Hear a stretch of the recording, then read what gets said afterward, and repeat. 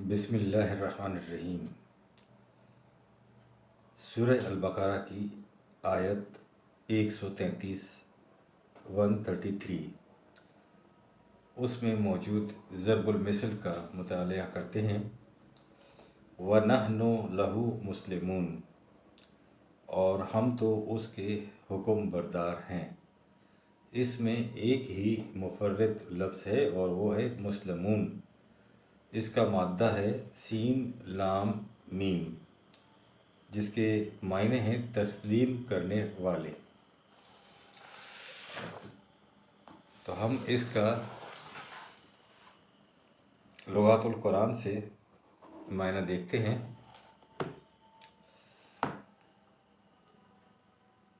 سلم،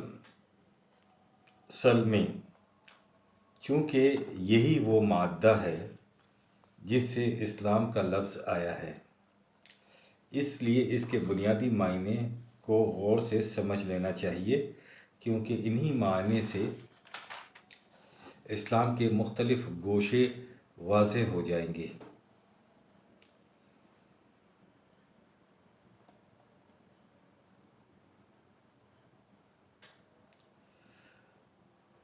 قرآن کریم میں خدا کا ایک نام السلام بھی آیا ہے، 59/23، جس کا عام طور پر مفہوم لیا جاتا ہے تمام عیوب اور نقائص سے پاک۔ لیکن صاحب تاج العروس نے لکھا ہے کہ جن لوگوں نے اس کے یہ معنی کیے ہیں انہوں نے بہت بڑی غلطی کی ہے، کیونکہ سلام اسے کہتے ہیں جس سے دوسری چیزیں سلامتی حاصل کریں، اور سالم وہ ہوتا ہے جو دوسروں سے سلامتی حاصل کرے، یعنی وہ جس پر کوئی آفت آ سکتی ہو اور وہ اس کا متوقع بھی ہو لیکن اس سے محفوظ رہنا چاہے۔ لہذا خدا کا نام سلام اس لیے ہے کہ اس نے تمام مخلوق کو اختلال اور انتشار سے محفوظ رکھا ہوا ہے اور اس کا نظام نہایت حفاظت و صیانت سے چل رہا ہے۔ لہذا سلام کے معنی ہیں آفتوں اور مصیبتوں سے محفوظ رہنا۔ یہ اس مادے کے معنی ہیں۔ سین لام میم مادے پر بہت سارے معنی آتے ہیں، ہم اس کو یکجا کر کے ایک ہی جگہ لے لیتے ہیں۔ ان معانی سے ظاہر ہے کہ الاسلام اس نظام حیات کا نام ہے جس سے پہلا یہ ہے کہ اس انسان کی تمام کمیاں پوری ہو جائیں اور اس کی صلاحیتیں پوری نشو و نما پا لیں۔ دوسرا معنی یہ ہے کہ جس میں وہ زندگی کی تمام تباہیوں اور بربادیوں سے محفوظ رہے۔ تیسرا معنی یہ ہے کہ اپنی ارتقائی منازل طے کرتا ہوا بلندیوں کی طرف بڑھتا چلا جائے۔ چوتھا معنی یہ ہے کہ وہ خود اپنی ذات میں بھی امن و سلامتی اور صلح و آشتی سے رہے اور ساری دنیا میں امن و سلامتی قائم کرنے کا موجب ہو۔ وہ سفر زندگی میں دوسرے افراد معاشرہ کے ساتھ پوری ہم آہنگی سے چلے اور کوئی حرکت ایسی نہ کرے جس سے کوئی دوسرا مشتعل ہو اور اس طرح معاشرے کا نظام خراب کر دے۔ یہ اسی صورت میں ممکن ہے۔ اب پانچواں معنی ہم لیتے ہیں۔ انسان قوانین خداوندی کی پوری اطاعت کرے اور ان کے سامنے اپنا سر ہی نہیں بلکہ دل بھی جھکا دے، اور یہ کچھ اب چھٹا معنی ہم لیتے ہیں، پورے اعتدال اور توازن سے کرے، افراط و تفریط سے کام نہ لے۔ ساتواں معنی آتا ہے اس طرح اس کی کوششیں ثمربار ہو جائیں گی اور اس کا کوئی عمل رائگاں نہیں جائے گا۔ اور آٹھواں معنی ہم لیتے ہیں کہ اس کی اپنی ذات میں بھی حسن اور توازن پیدا ہو جائے اور پورے معاشرے میں بھی۔ تو یہ 8 معنی ہم نے الگ سے لیے۔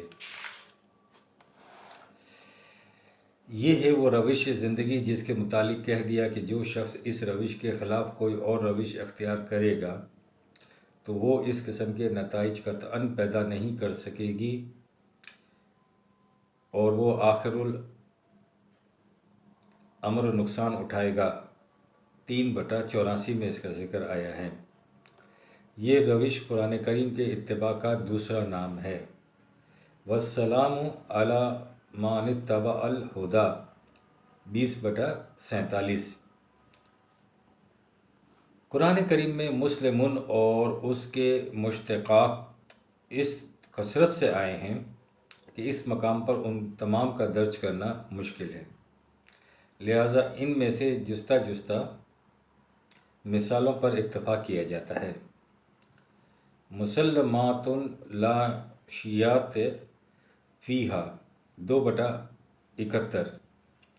وہ ہر قسم کے نقائص سے منزہ اور بالکل بے داغ ہے، 2/233۔ اس میں آیا ہے اذا سلمتم کے معنی ہیں جب کہ تم دے دو، سونپ دو، حوالے کر دو۔ سورہ انفال میں ہے کہ تم آپس میں جھگڑنے لگ گئے تھے، وَلَكِنَ اللَّهُ سَلَّمَ، 8/43۔ اللہ نے تمہیں اس کے تباہ کن نتائج سے محفوظ رکھا۔ اور سورہ طور میں ہے سلامن، 52/38 کا لفظ بلند، سلامن کا لفظ بلند مقامات تک پہنچنے کے ذرائع کے لیے استعمال ہوا ہے۔ سورہ انفال میں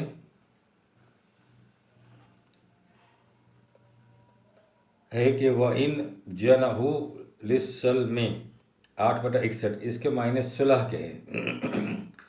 اطاعت و فرما برداری کے لیے یہ مادہ 2/112 میں آیا ہے۔ سورہ روم میں ایمان اور اسلام کو الگ الگ بیان کیا گیا ہے، 30/53۔ یعنی ایمان کے معنی ہیں کسی نسب العین کو صحیح مان لینا، اور اسلام کا مطلب ہے کہ اس پر پورے طور پر کاربند ہو جانا۔ اس کے مقابلے میں وہ لوگ جو محض مطیع ہو کر اسلام لائے ہوں اور ایمان ان کے دل کی گہرائیوں میں جاگزین نہ ہوا ہو، ان کے متعلق کہا ہے کہ وہ مسلم ہیں، ابھی مومن نہیں ہوئے، 49/14۔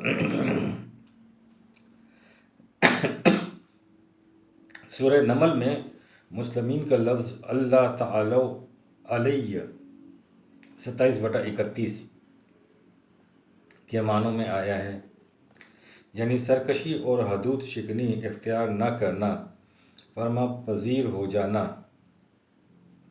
سورہ مریم میں لفظ سلامن لغون کے مقابلے میں آیا ہے، 19/63۔ ان خصوصیات کے حامل انسان کو صاحب قلب سلیم کہا گیا ہے، 26/89، 89۔ ان صفات کی حامل قوم کو امتن مسلمات لک، 2/128۔ یعنی ایسی قوم جو احکامات الہی کا اتباع کرتی رہے۔ اس قوم کے ہر فرد کا فریضہ حیات یہ ہوگا کہ جس فرد سے اس کا معاملہ پڑے وہ اسے کہے سلام علیکم، 7/46۔ اس میں ہے کہ تمہارے لیے سلام کی میں آرزو کرتا ہوں، یعنی ان تمام سعادتوں اور خوشگواریوں کا جن کا ذکر اوپر کیا گیا ہے، اور وہ بھی اس کے جواب میں اس آرزو کا اظہار کرے، اور یوں سارا معاشرہ سلامن سلامن کی حیات بخش صداؤں سے گونج اٹھے، 56/36۔ حضرت ابراہیم علیہ السلام کے متعلق یہ ہے کہ وہ یہودی یا نصرانی نہیں تھے، حنیفم مسلمن تھے، 3/66۔ یہی وہ نام ہے جو دین خداوندی کے متبعین کے لیے اللہ نے تجویز کیا تھا۔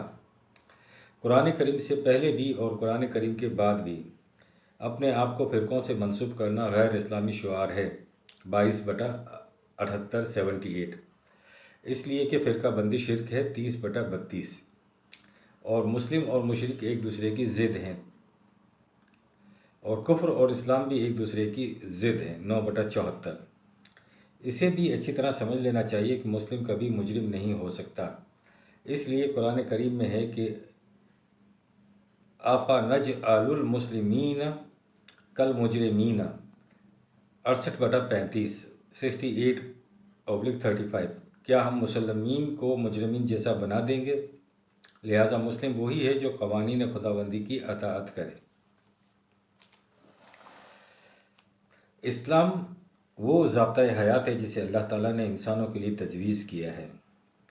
اس کے سوا کوئی ضابطۂ حیات خدا کے نزدیک قابل قبول نہیں ہے۔ سورہ آل عمران میں افغیر دین اللہ یبغون، کیا یہ لوگ اللہ کے متعین فرمودہ ضابطۂ حیات کے سوا کوئی اور دین چاہتے ہیں؟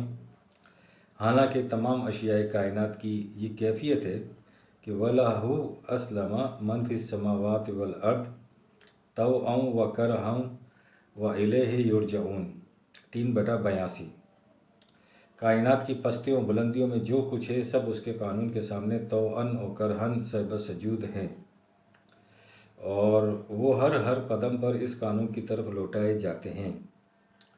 اس کے بعد ہے وَمَن يَبْتَغِي غَيْرَ الْإِسْلَامَ دِينًا فَلَن يُقْبَلَ مِنْهُ 3/84 جو کوئی اسلام کے سوا کوئی اور ضابطۂ حیات اختیار کرے گا اس سے وہ کبھی قبول نہیں کیا جائے گا۔